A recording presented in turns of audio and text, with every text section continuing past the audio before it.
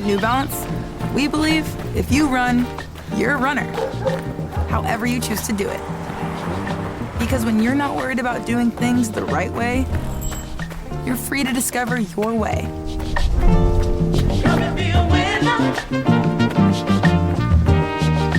And that's what running's all about. Run your way at newbalance.com/running.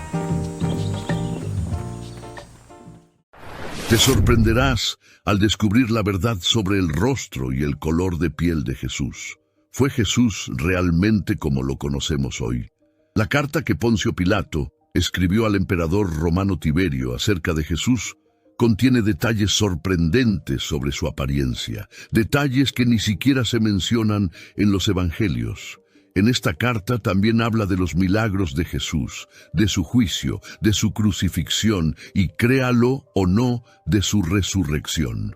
Pero, ¿qué revela exactamente esta carta? ¿Qué habría podido decirle Pilato al emperador acerca de la resurrección del Hijo de Dios y su apariencia física? Pilato comienza su carta al emperador Tiberio César diciendo: «Saludos, Majestad.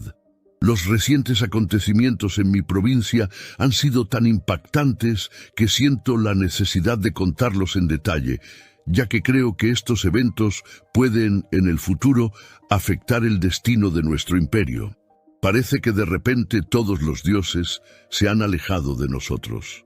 Casi me aventuraría a decir que el día en que asumí el gobierno de Judea de manos de Valerio Grato fue maldito, pues desde entonces mi vida ha estado llena de preocupaciones y problemas». Continúa relatando: «Tan pronto como llegué a Jerusalén, me hice cargo del pretorio y organicé un gran banquete. Invité a un tetrarca de Galilea, al sumo sacerdote y a sus oficiales. Pero cuando llegó el momento señalado, nadie apareció. Vi esto como una falta de respeto hacia mi autoridad y hacia el gobierno romano. Unos días después, el sumo sacerdote vino a visitarme con una expresión seria pero traicionera. Afirmó que su religión le prohibía sentarse a comer con los romanos, pero su rostro mostraba que sus palabras no eran sinceras. Aunque acepté sus disculpas, me quedó claro que él y sus seguidores se oponían a los romanos».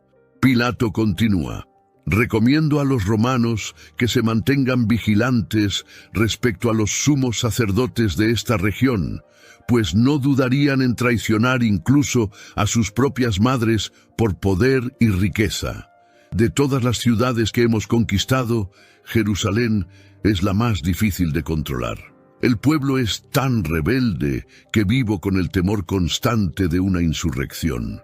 Tengo pocos soldados, solo un centurión y 100 hombres bajo mi mando.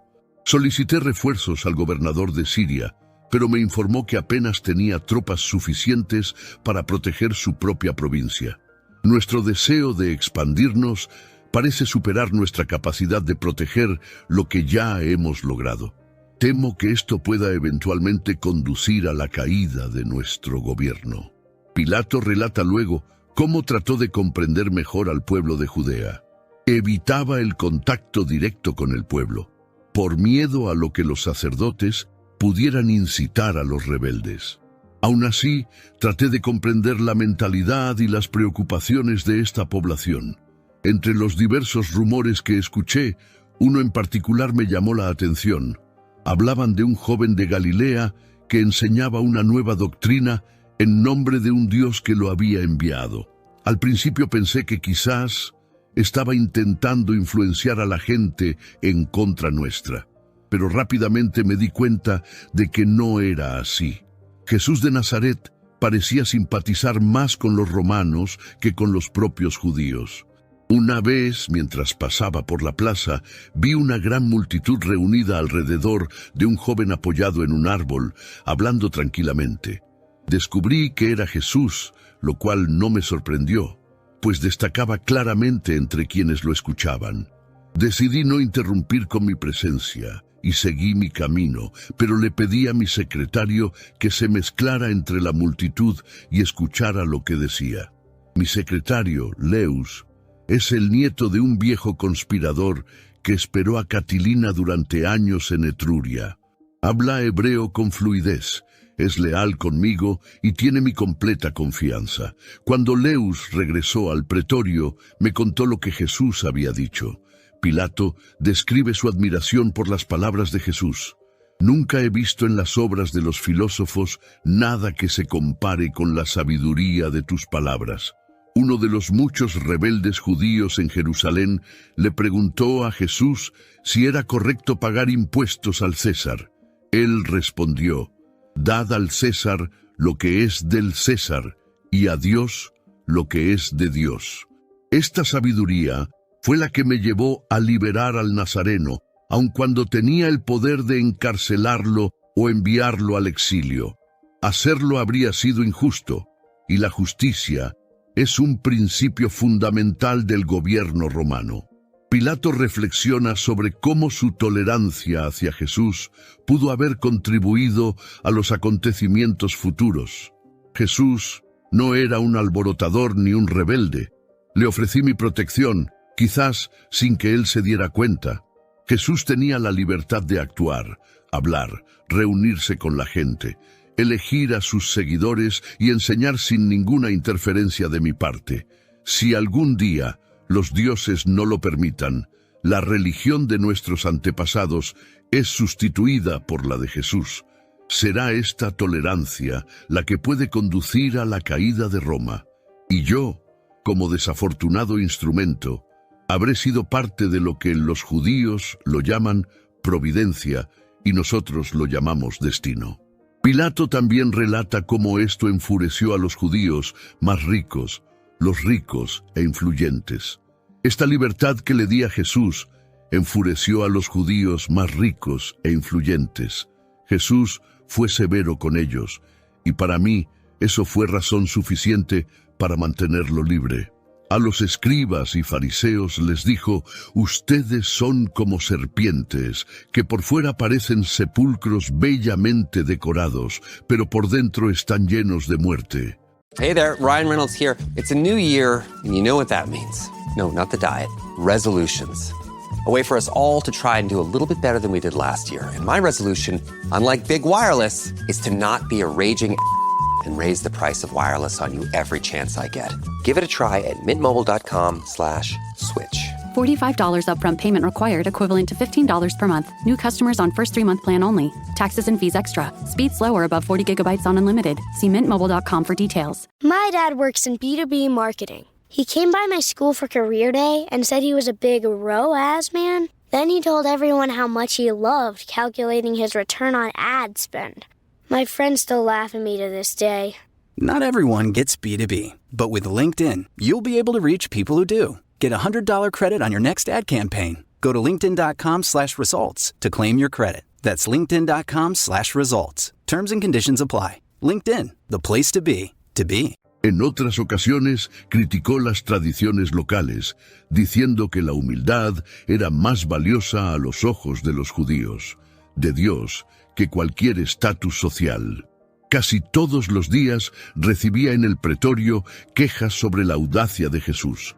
Me advirtieron que algo malo le podía pasar y que en Jerusalén había antecedentes de apedrear a quienes decían ser profetas. Se estaba preparando una petición a César, pero el Senado aprobó mis decisiones y prometió refuerzos después de la guerra persa. Como no tenía suficientes tropas para contener una posible rebelión, decidí actuar para restablecer la paz en la ciudad sin degradarme. Pilato cuenta su encuentro con Jesús. Envié un mensaje a Jesús pidiéndole que viniera al pretorio para que pudiéramos hablar. Él vino. Siendo de origen español y romano, no me intimida ni me conmueve fácilmente. Sin embargo, cuando Jesús llegó, yo estaba de pie en el porche y sentía como si mis pies estuvieran pegados al suelo de mármol.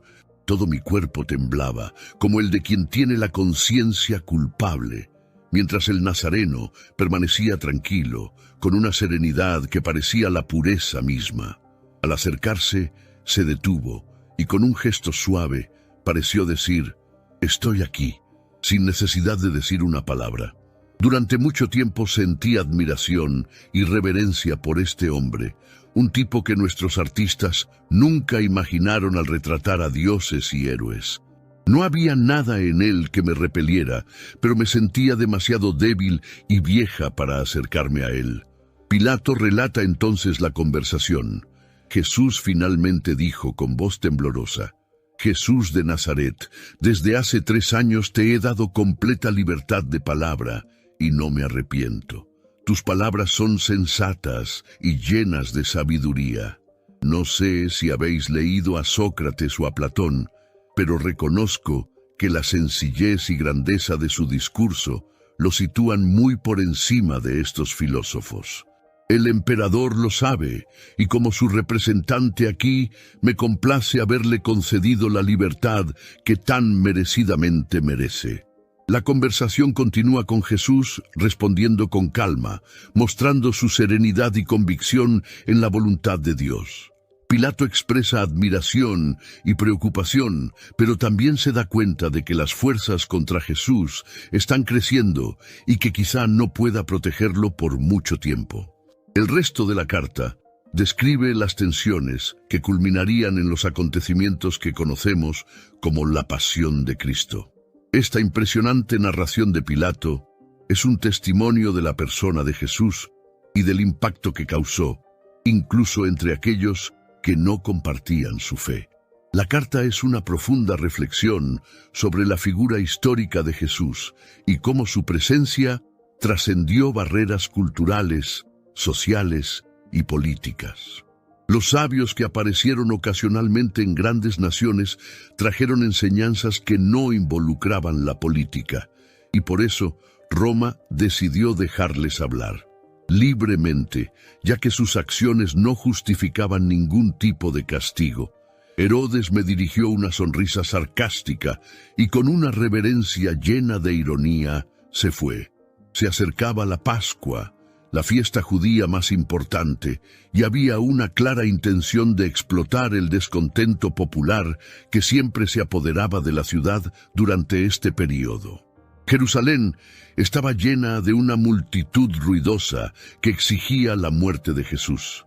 Mis informantes revelaron que el tesoro del templo había sido utilizado para sobornar al pueblo. El peligro estaba cerca, y un centurión romano había sido humillado públicamente. Envié una carta al gobernador de Siria solicitando refuerzos, 100 soldados de infantería y 100 jinetes. Sin embargo, él se negó. Me encontré aislado, con pocos veteranos, en una ciudad hostil y rebelde, sin fuerzas suficientes para contener una posible revuelta y sin otra alternativa que soportar la situación. Jesús fue arrestado bajo la acusación de ser rebelde, aunque sabían que no había motivo para temer. El pretorio, con el apoyo de sus dirigentes, creyó que yo estaba encubriendo la revuelta y siguió gritando sin cesar: «¡Crucifícalo! ¡Crucifícalo!». En ese momento, 3 grandes grupos se unieron contra Jesús: los herodianos, los saduceos y los fariseos. La postura ambigua de los herodianos y saduceos parecía tener 2 razones. Odiaban a Jesús, pero también temían el dominio romano. Nunca me perdonaron que entrara en la ciudad santa con estandartes con la imagen del emperador, y aunque en aquella ocasión cometí un grave error, para ellos el sacrilegio seguía siendo imperdonable. También se estaba intensificando otro conflicto entre ellos. Sugerí que una parte del tesoro del templo se utilizara para financiar obras públicas, una idea considerada inaceptable por los fariseos, que ya eran oponentes de Jesús. A ellos les importaba poco el gobierno y guardaban resentimiento por las severas críticas que el nazareno había estado lanzando contra ellos durante 3 años, donde quiera que visitaba. Además de estos grupos, también traté con gente rebelde e imprudente, siempre dispuesta a sumarse a una rebelión y aprovecharse de cualquier caos que pudiera surgir. En vista de esto, Jesús fue llevado ante el sumo sacerdote y condenado a muerte. En ese momento, Caifás, el sumo sacerdote, actuó de manera aparentemente sumisa, enviándome a Jesús para que yo pudiera confirmar la sentencia y asegurar su ejecución. Yo le respondí que como Jesús era de Galilea, el caso debía ser juzgado por Herodes, y ordené que lo llevaran ante él. Herodes, mostrando falsa humildad y pretendiendo respetar al representante de César, me devolvió la decisión, poniendo toda la responsabilidad en mis manos. En poco tiempo, mi palacio se convirtió en una fortaleza sitiada, y el número de rebeldes crecía rápidamente. Jerusalén se llenó de multitudes que descendían de los montes de Galilea. Parecía como si toda Judea estuviera reunida en la ciudad. Un vidente que decía predecir el futuro cayó a mis pies llorando y me advirtió: «Ten cuidado, no toquéis a este hombre, porque es sagrado. Anoche lo vi en una visión caminando sobre el agua, volando en las alas del viento. Él habló a la tormenta y a los peces del lago, y todos le obedecieron. Vi el río del monte Catalina llenarse de sangre, las estatuas de César llorar, y el sol de la mañana salir como una virgen de luto. Si no haces caso a las advertencias de tu esposa, te espera una gran desgracia. Teme la maldición del Senado romano, temed los tronos del César». En ese momento, los escalones de mármol del pretorio temblaron bajo el peso de la multitud que traía a Jesús de regreso a mí. Fui a las salas de justicia rodeado de mi guardia y pregunté con firmeza a la multitud qué querían. La respuesta fue unánime: la muerte de Jesús. ¿Qué crimen cometió?, pregunté. Él blasfemó, profetizó la destrucción del templo y se declaró Hijo de Dios, el Mesías, el Rey de los judíos. Respondí que la justicia romana no condenaba a muerte por tales cargos. Sin embargo, los gritos de «¡Crucifícalo! ¡Crucifícalo!». El grito resonó entre la multitud enojada, haciendo temblar las paredes del palacio. Entre todos ellos, el único que permaneció tranquilo fue Jesús. Después de varios intentos fallidos de protegerlo de la ira de sus enemigos, tomé una decisión que parecía la última esperanza de salvarle la vida. Propuse, como era costumbre en las festividades, liberar a un preso, y propuse que fuera Jesús. Sin embargo, el pueblo siguió insistiendo en que lo crucificaran. Intenté argumentar, explicando que sus acciones eran contrarias a las propias leyes judías. Les recordé que según la ley judía, ningún juez podía sentenciar a un acusado sin ayunar antes durante un día entero, y que la sentencia requería el consentimiento del Sanedrín y la firma de su presidente. En un tribunal de este tipo no podría tener lugar ninguna ejecución el mismo día en que se dictara la sentencia. Al día siguiente, que sería el día de la ejecución, el Sanedrín debía revisar todo el proceso. Además, su ley exigía que un hombre permaneciera a la puerta del tribunal con un estandarte, mientras otro, montado a caballo, proclamara el nombre del condenado, el delito cometido y los nombres de los testigos, preguntando si alguien podía testificar a su favor. El preso, en camino a su ejecución, tenía derecho a regresar hasta 3 veces para presentar nuevos argumentos en su defensa. Enfaticé estos puntos con la esperanza de calmarlos, pero los gritos de «¡Crucifícalo! ¡Crucifícalo!» persistió. Entonces ordené que azotaran a Jesús, creyendo que eso sería suficiente, pero solo aumentó su odio. Pedí una palangana y me lavé las manos ante la multitud enfurecida, declarando que a mi juicio Jesús de Nazaret no había hecho nada digno de muerte. Sin embargo, mis palabras fueron en vano. El destino de Jesús ya estaba sellado. Había presenciado disturbios civiles y disturbios multitudinarios antes, pero nada comparable a ese día. Parecía como si todos los espíritus de las profundidades del infierno se hubieran reunido en Jerusalén. La multitud no solo se movió, fue empujado y girado como un torbellino, surgiendo en olas furiosas, desde las puertas del pretorio hasta el monte Sión.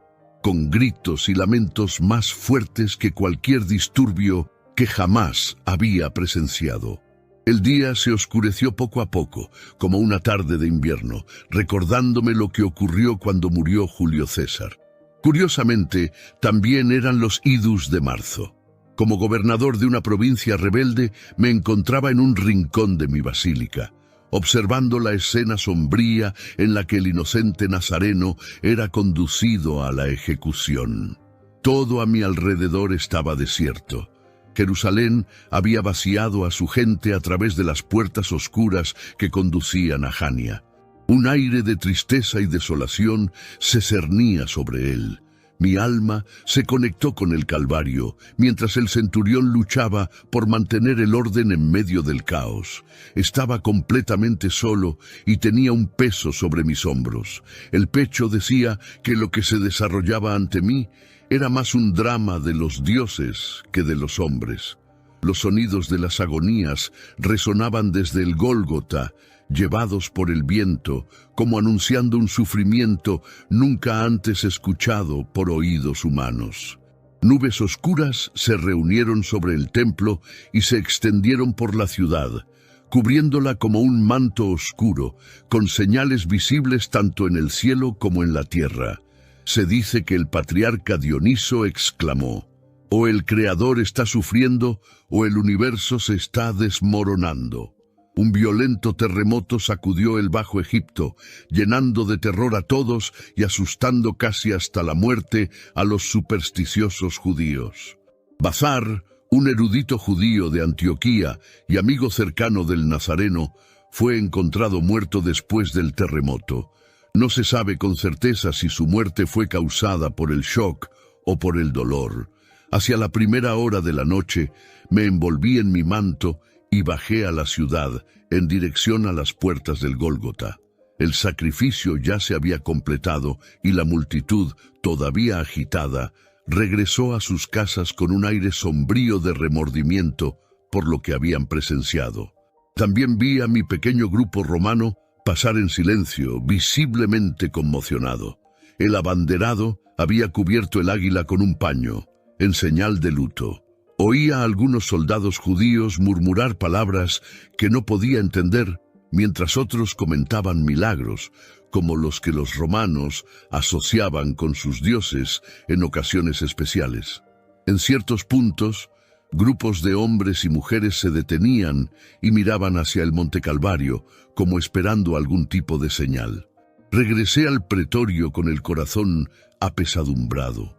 Subiendo las escaleras, todavía manchadas con la sangre del Nazareno, vi a un anciano arrodillado en oración, rodeado de romanos que lloraban.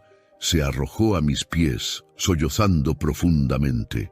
Ver llorar a un anciano siempre conmueve el corazón, y el mío, ya lleno de tristeza, se volvió aún más triste. Lloramos juntos y parecía que todos los que estaban allí, tanto él como muchos en la multitud, estaban al borde de las lágrimas. Nunca había visto nada igual. Aquellos que lo traicionaron, lo vendieron y gritaron contra él, exigiendo su crucifixión, desaparecieron como cobardes. Oí que algunos se lavaban la boca con vinagre, una referencia a lo que Jesús mencionó acerca de la resurrección y la separación de los muertos. Si sucedió, fue allí, frente a esa enorme multitud. «Padre», pregunté después de recomponerme, «¿quién eres y qué quieres?» Él respondió, «Yo soy José de Arimatea y he venido a pedir permiso para enterrar a Jesús de Nazaret».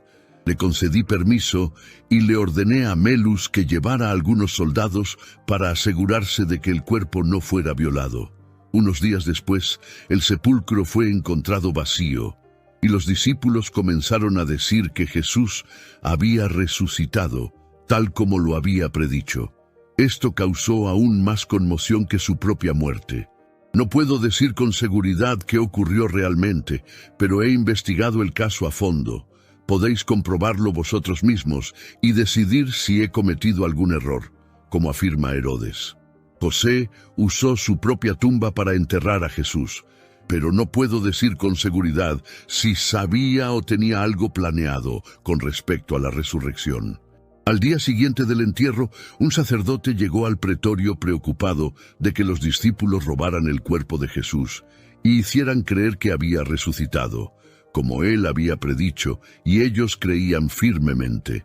Dirigí al sacerdote al capitán de la guardia, Marco, y le ordené que apostara alrededor del sepulcro tantos soldados judíos como fuera necesario, para que si algo ocurría, la responsabilidad recayera sobre ellos y no sobre los romanos. Cuando escuché la noticia de la tumba vacía, mi preocupación aumentó. Hablé con Marcus, quien me dijo que había asignado a su teniente Ben Hisham y a 100 soldados para proteger el lugar. Marcus informó que Hisham y sus hombres estaban aterrorizados por los acontecimientos de esa mañana. Llamé a Hisham, quien me contó con la mayor precisión posible lo que había sucedido. Dijo que alrededor de la cuarta vigilia, una luz suave y encantadora apareció sobre la tumba. Al principio pensó que eran mujeres que habían venido a embalsamar el cuerpo de Jesús, como era costumbre, pero no entendía cómo habían podido burlar a los guardias. Mientras reflexionaba sobre esto, todo el lugar se iluminó y vio lo que parecía ser una multitud de personas muertas en sus mortajas, todas luciendo más jóvenes y llenas de alegría, mientras una música celestial, la más hermosa que jamás había escuchado, llenaba el aire. Parecía como si todo el cielo estuviera alabando a Dios. De repente, la tierra empezó a temblar violentamente y él se sintió débil, incapaz de mantenerse en pie, como si el suelo se moviera bajo sus pies. Luego se desmayó, sin saber qué pasó después de eso. Le pregunté cómo se encontraba cuando despertó y me dijo que estaba tendido en el suelo, boca abajo. Le pregunté si habría confundido la luz que vio con el amanecer en el este. Él respondió que al principio pensó lo mismo, pero a poca distancia todavía estaba bastante oscuro, y recordó que era demasiado temprano para que saliera el sol. Le pregunté si el mareo que sentía podía haber sido causado por levantarse demasiado rápido, lo que a veces provoca esa sensación.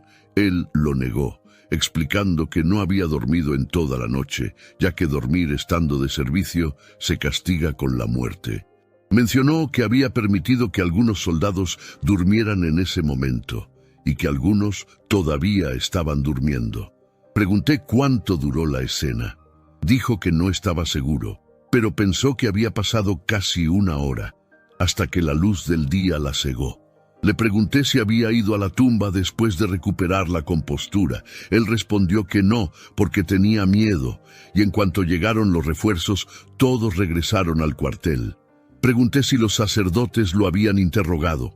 Lo confirmó, diciendo que los sacerdotes querían que dijera que fue un terremoto y que los guardias estaban dormidos.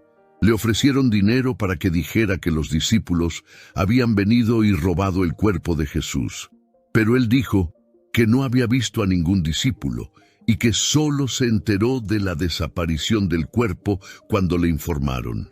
Le pregunté sobre las opiniones personales de los sacerdotes con los que habló.